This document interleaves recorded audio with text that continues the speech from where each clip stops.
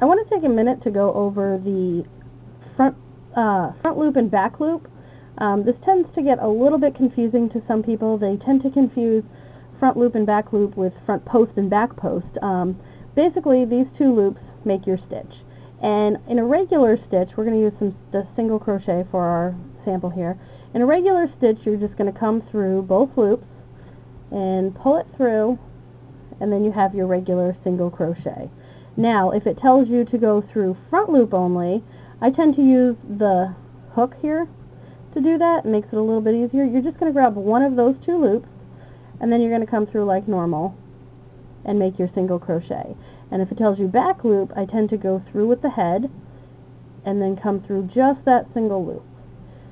Now, I, on a regular basis, use both loops. It seems to feel a little sturdier for me. However, there are some times when it's really awesome to use the front post and the back post alternating.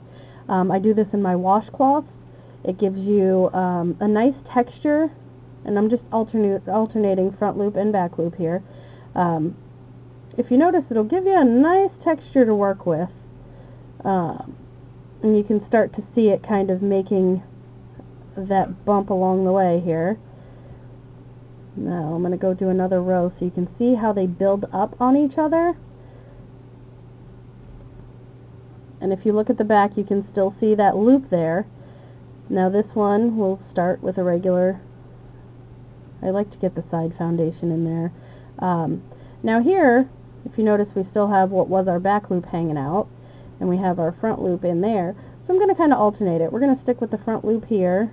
That way it alternates it when you're working it out. And then again, go through just that single loop for the back loop. And we're going to again pick up the front loop.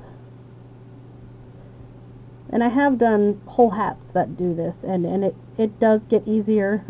Any stitch, I think, in the beginning is kind of difficult to pick up and run with. But once you start in a pattern, I used to be extremely intimidated in using patterns. And once you get moving, it really tends to work itself out. Now if you look, you have some nice texture there. I'm hoping that this is coming across as nicely as I'd like. This is the basic single crochet. And if you notice, there's really not much texture there. And this, like I said, I use this in my washcloths because it gives you a kind of interesting texture. And in the washcloths, I like it for exfoliating, washing dishes, whatever. We have a ton of them around my house, so we use them for just about everything. But here you see it gives you more of a unique kind of texture, where here you kind of have the basic, just plain single crochet. So I hope that helps you with the front loop and back loop. Remember, anything that you see in a pattern really can be broken down simply.